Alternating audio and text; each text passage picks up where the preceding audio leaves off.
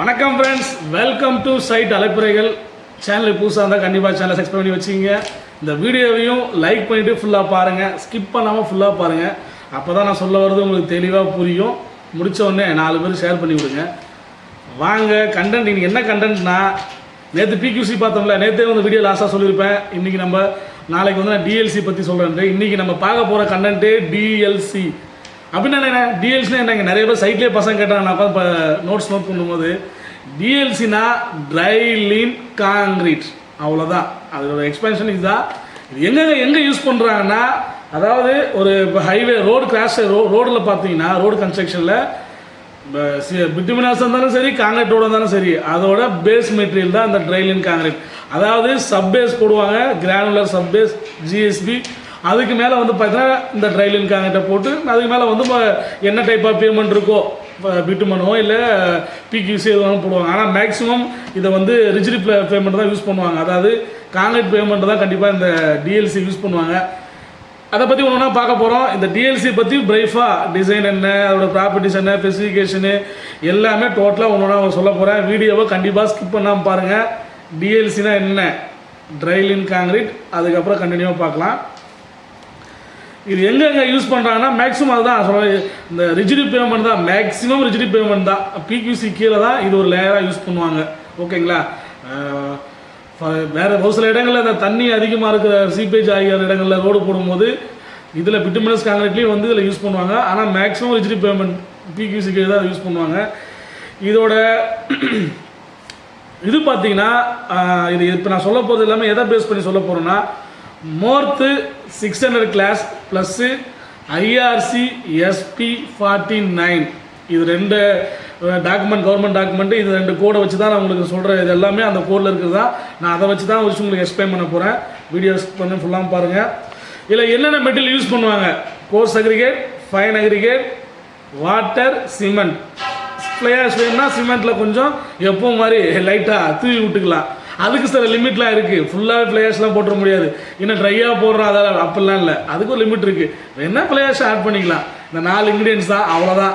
இதில் ஒன்று ஒன்றா சிமெண்ட் ஸ்பெஷல் 43 கிரேட் தான் யூஸ் பண்ணுவோம். 53 கிரேட் யூஸ் பண்ணக்கூடாது. ஏன்னா 53 கிரேட் யூஸ் பண்ணால் லோடு, அதுக்கான லோடு அதில் கொடுக்கணும். ப்ளஸ் நிறைய சிக்கல் இருக்குது. 43 தான் மேக்ஸிமம் எல்லா இடத்தையும் யூஸ் பண்ணுவாங்க. அந்த மோர்த்துலேயும் வந்து 43 கிரேட் தான் உங்களுக்கு ரெஃபர் பண்ணியிருக்காங்க. ஓகேங்களா?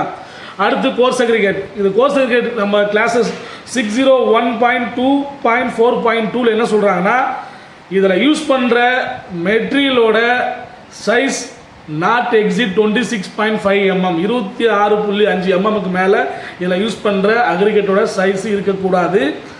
அதுக்கப்புறம் fine aggregate as usual 383 follow பண்ணுங்கள். அதில் இருக்கிற ரெக்குயர்மெண்ட்ஸ் அதை மீட் பண்ணால் கண்டிப்பாக அது ரிவர்ஸ் சாண்டோ இல்லை கெசர் சாண்டோ அதை இதில் யூஸ் பண்ணலாம்.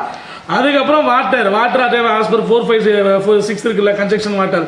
அதில் என்னென்ன ரெக்குயர்மெண்ட்ஸ் இருக்குது அதை மீட் பண்ணால் அந்த வாட்டர் தான் இதில் யூஸ் பண்ணணும். இது முடிச்சா இப்போ இதில் இந்த அக்ரிகேட் இருக்குல்ல, இந்த அக்ரிகேட்டுக்கு ஒரு சீவ் இருக்குது. இந்த சீவில் பாஸ் பண்ணால் தான் அந்த அக்ரிகேட்டை யூஸ் பண்ணாது. இப்போ சைடில் போடுறோம் பாருங்கள், மோர்த்தில் கொடுத்துருக்காங்க டேபிள் 601, அதாவது கிளாஸ் 600ல் டேபிள் 1, அதில் இந்த மாதிரி தான் கொடுத்துருக்காங்க ஃபுல்லாகவே. இதில் என்னென்ன சீவ் கொடுத்துருக்காங்களோ அதில் தான் அந்த மெட்டலை சீவ் பண்ணணும். அதில் அந்த பாசிங் லிமிட்டில் அந்த அக்ரிகேட் மீட் ஆகணும். மீட் ஆனதுக்கப்புறம் தான் நீங்கள் கொண்டு போய் கண்டிப்பாக யூஸ் பண்ண முடியும். ஓகேங்களா? அடுத்து நம்ம இதுக்கு வருவோம், சிமெண்ட் கண்டென்ட். இதுதான் major. Cement content minimum 150 kg நீங்கள் சிமெண்ட்டு ஒரு MQB இதில் போட்டே ஆகணும். அதை இது ஐஆர்சி SP49லேயும் அதான் சொல்கிறாங்க. மோர்த்து கிளாஸ் 601 3.3 இதுலேயும் அதான் சொல்கிறாங்க. 150 kg பர் MQ மினிமம் கண்டிப்பாக போட்டாகணும். நீங்கள் ஃப்ளையாஷ் ஆட் பண்ணணும்னா மேக்ஸிமம் 20% வரைக்கும் ஆட் பண்ணிக்கலாம். அப்படி நீங்கள் ஃப்ளையாஷ் ஆட் பண்ணாலும் சிமெண்டீஷியஸ் கண்டக்ட் வரல, ஃப்ளையாஷ் ப்ளஸ் சிமெண்ட், அதில் சிமெண்ட் மட்டுமே 120 kg பர் MQ கண்டிப்பாக இருக்கணும். அது கீழே போகக்கூடாது. அதுக்கு மேலே ஃப்ளையாஷ் எவ்வளோ வேணாலும் குபுன்னு தூவி விட்டு போயிட்டே இருக்கலாம். சரியா? இது இதோட சிமெண்ட் கண்டென்ட். ஓகேங்களா? அடுத்து கம்ப்ரெசிவ் ஸ்ட்ரென்த்து. கம்ப்ரெசிவ் ஸ்ட்ரென்த் வந்து பார்த்தீங்கன்னா, இதுக்கு வந்து 5 கியூப் தான் ஆவரேஜ் எடுப்பாங்க எப்பவுமே. 5 கியூப், 6 கியூப் இல்லை, 5 கியூப் தான். 5 கியூபோட ஆவரேஜ் 10 MPa. ஏதாவது M10 கணக்கு வரும்னு வச்சிங்களேன், 10 கண்டிப்பாக வேணும். ஏன் எனக்கு 1 கியூப் 12 வருது, 1 கியூப் வந்து 3 தான் வருது, ஆவரேஜ் பண்ணால் அந்த மாதிரிலாம் இல்லை. 5 கியூபும் 10 வேணும். இண்டிவிஜுவல் கியூபு எல்லாமே 7.5 MPa கண்டிப்பாக மீட் பண்ணியிருக்கணும். அதுக்கு கீழே இருந்தாலும் டிசைன் ஃபெயில், திரும்ப ரீடிசைன் பண்ணணும். சிமெண்ட் வேணால் சிமெண்ட் ஆட் பண்ணணும், நீங்கள் யூஸ் பண்ணுற அக்ரிகேட்டர் செக் பண்ணணும். அது அப்படியே பெரிய ப்ரொசீஜர் பெருசாக போயிட்டே இருக்கும். அதால் ஸ்ட்ரென்த்து வந்து ரொம்ப முக்கியம்.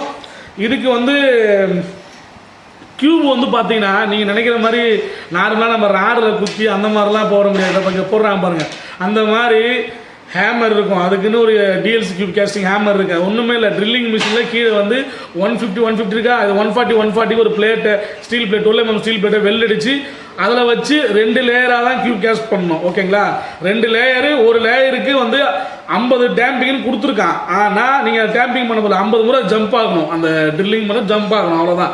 அதை கவுண்ட் பண்ண முடியாது நம்ம ப்ராக்டிக்கலாக பார்த்தோன்னா. ஜஸ்ட்டு ஒரு 1 minute இல்லை அதுக்குள்ளே வந்து போட்டு அது 2 லேயரில் போட்டு ஃபினிஷ் பண்ணிக்க வேண்டியதான். இதுதான் கியூப் கேஸ்டிங் மெத்தட். ஓகேங்களா, இதுக்கு இப்படி தான் கியூப் வந்து கேஸ்ட் பண்ணி ஆகணும். நல்லா ஞாபகம் வச்சுங்க. இதோட ஸ்ட்ரென்த்து 10 வேணும்.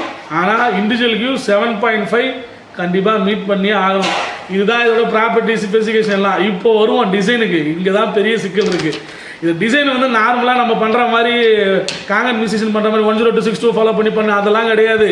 இதுக்கு தனியாக அந்த ஐஎஸ் இது இருக்குது பார்த்தீங்களா, IRC SP5. நான் என்ன சொல்கிறேன்னா, ரேஷியோ கொடுத்துட்டான். மேக்ஸிமம் வந்து 15:1 அந்த ரேஷியோவுக்கு நீங்கள் மெட்டீரியல் மிக்ஸ் பண்ணி போடலாம். அந்த 15:1 என்ன, 15 அக்ரிகேட், 1 வந்து சிமெண்ட். ஒரு கிலோ சிமெண்ட்னா 15 கிலோ நீங்கள் அக்ரிகேட் யூஸ் பண்ணிக்கலாம். இதுதான் மேக்ஸிமம்.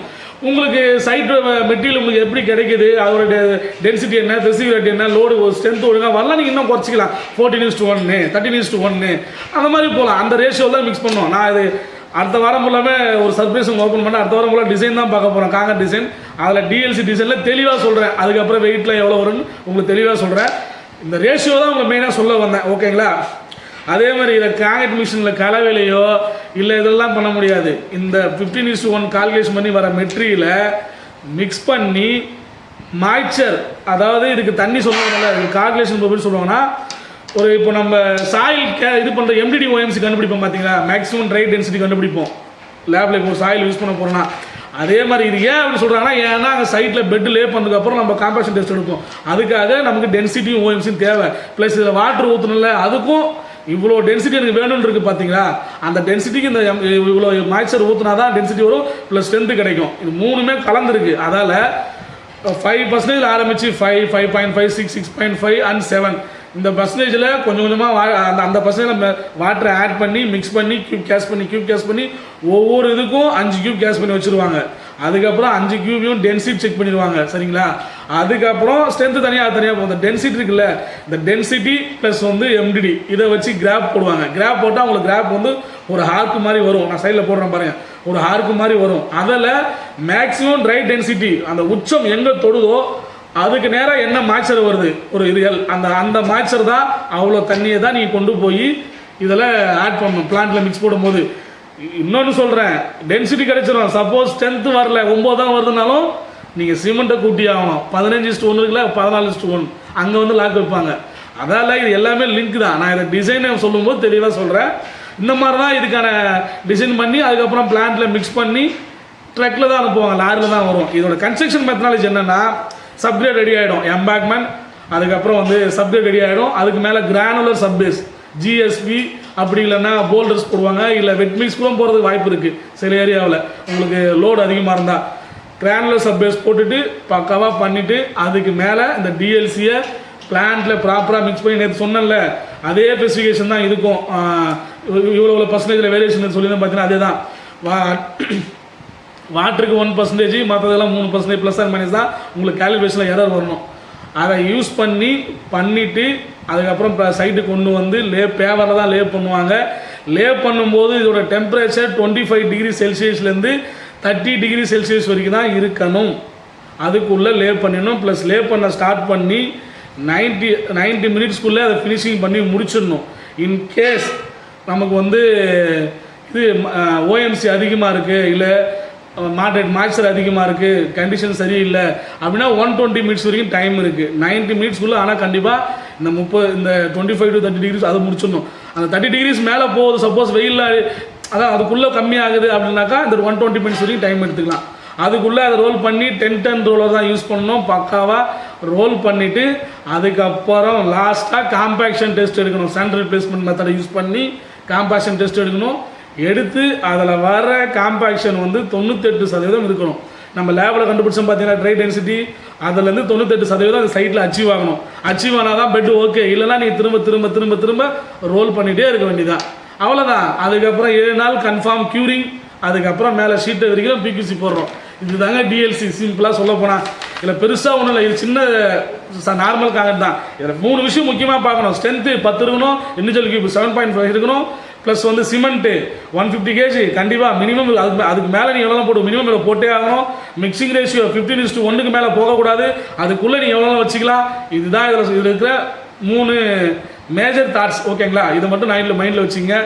இந்த மாதிரி இன்ட்ரெஸ்டான சிவில் இன்ஜினியரிங் சம்மந்தப்பட்ட மோர் வீடியோஸுக்கு நம்ம சேனலை கண்டிப்பாக சப்ஸ்கிரைப் பண்ணி வச்சுக்கோங்க. வீடியோ ஒரு லைக் போடுங்க, வீடியோ ஒரு 4 பேருக்கு ஷேர் பண்ணுங்கள். என்னால் ஏதோ 4 பேருக்கு 4 விஷயம் தெரியுதுங்க, அதனால தான் சொல்கிறேன். கண்டிப்பாக ஷேர் பண்ணுங்கள். Thank you friends. இன்னொரு வீடியோவில் பார்க்கலாம். பாய்.